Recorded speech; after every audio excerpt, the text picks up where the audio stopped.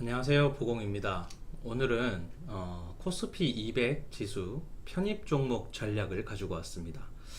자, 우리 11월 말에 코스피 200 지수가 종목이 교체가 되는데요. 아니요, 정확히 말씀드리면 코스피 200 지수 종목 교체에 대한 공시가 11월 말에 있을 예정인데 다음 달 말이죠. 자, 미리 우리 공부해서 이 기회에 한번 잡아보도록 하겠습니다. 네, 자, 코스피 200 지수는 종목이 교체가 됩니다. 계속 200 지수 똑같이 고정이 되는 게 아니고요. 실적이 좋으면 남아있고, 그 다음에 실적이 안 좋으면 퇴출이 되는 건데요. 1년에 두 번 교체 종목이 발표되는데요. 5월 말, 그 다음에 11월 말, 이렇게 되고요. 5월 말에 발표가 된 게 아래 종목들입니다.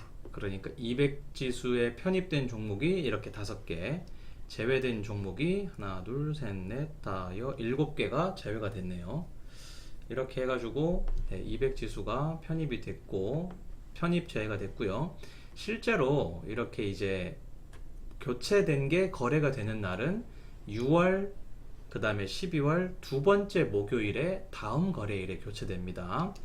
그냥 금요일이라고 하면 되는데 금요일이 아니라 목요일에 다음 거래일, 예를 들어 금요일이 공휴일이면 월요일날 이제 교체가 되겠죠.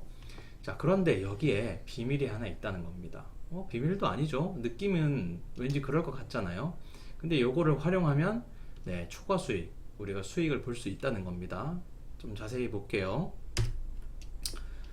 자, 잘 보니 코스피 200 지수에 편입되는 종목이 추가 수익이 발생하더라. 그러니까 시장의 평균보다 더 수익이 높더라 이 말입니다.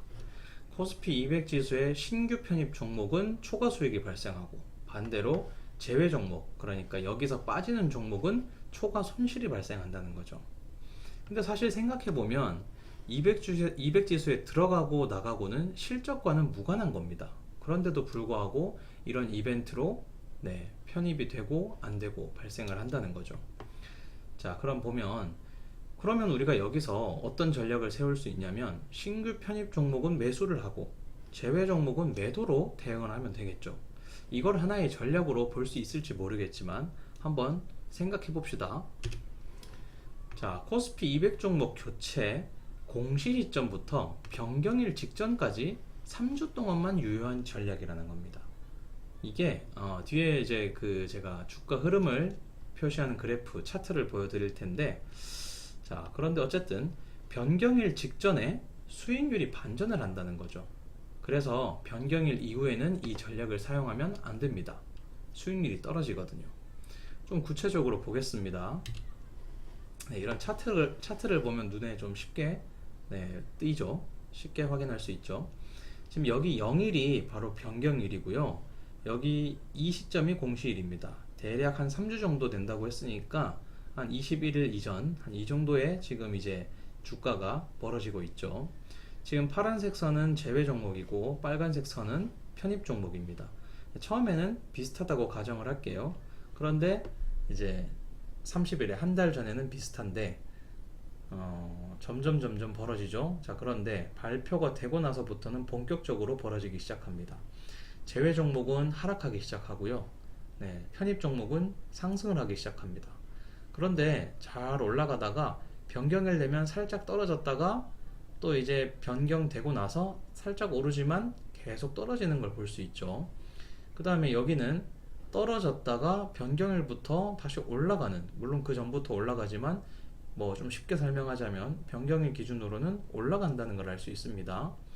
자, 이 이유는 아까 전에도 말씀드렸지만 사실 이 두 종목의 실적과는 무관한 거죠. 실적과 무관하고, 다만 이 코스피 200 지수에 편입이 되느냐 안 되느냐, 이 이벤트로 벌어진 일인데, 벌어져서 이렇게 변했는데 그 다음에 올라갔던 건 하락을 하고 내려갔던 건 상승을 하는 이유는 원래 자기의 가치를 찾아가는 겁니다. 이제 뭐 이벤트가 끝났으니까 원래 자기 가치를 찾아가는 거죠. 자, 요 데이터는 2006년부터 2020년까지 15년간 코스피 지수 200, 그러니까 들어오고 나간 종목에 대한 수익률을 통계를 내본 거예요. 그래서 이러한 평균적으로 이러한 흐름을 보이더라. 자, 우리는 그래서 요 얘기는 제가 차트로 다 말씀을 드렸고요. 중요한 건 이 3주간 그러면 우리가 얻을 수 있는 수익률은 얼마냐? 바로 9%나 된다는 겁니다. 이 겨우 3주간이라는 짧은 시간 동안 요 값이 9%더라고요. 그래서 0이라고 생각했을 때 평균적으로 9%를 우리가 올릴 수 있더라. 그러면은 지금 평균적으로 9%라면 9% 더 될 수도 있고요. 덜 될 수도 있지만 그래도 대체적으로 상승하는 경우가 많았다. 그걸 알 수 있습니다. 근데 중요한 건 변경일 이전에 매도를 해야 된다는 거예요. 제가 뒤에서 정리하면서 다시 말씀드리겠습니다. 자, 11월 말 코스피 200 지수의 편입 종목을 우리는 주시를 해야 됩니다. 이제 다음 달이면 발표가 되죠. 그러면 공시일이나 그 다음 날은 매수를 하고요. 변경일 전날에 매도를 하는 겁니다. 변경일 날 매도를 해도 되겠지만 아무래도 변경일 날부터는 좀 떨어질 거예요. 그래서 변경일 전날 또는 전전날, 저는 전날을 추천합니다. 전날에 매도를 하면은 아무래도 초과 수익을 얻을 수 있다라는 거죠. 자, 기회는 준비된 자에게만 주어집니다. 그래서 미리미리 이런 정보를 공부를 하고 우리가 기회를 포착한다면 분명히 좋은 결과가 있을 거라고 봅니다. 그래서 우리가 이런 공부를 하고 있잖아요. 자, 오늘도 이 정보가 여러분 투자하는데 도움이 되셨으면 좋겠고요. 좋아요와 구독 부탁드리겠습니다. 감사합니다.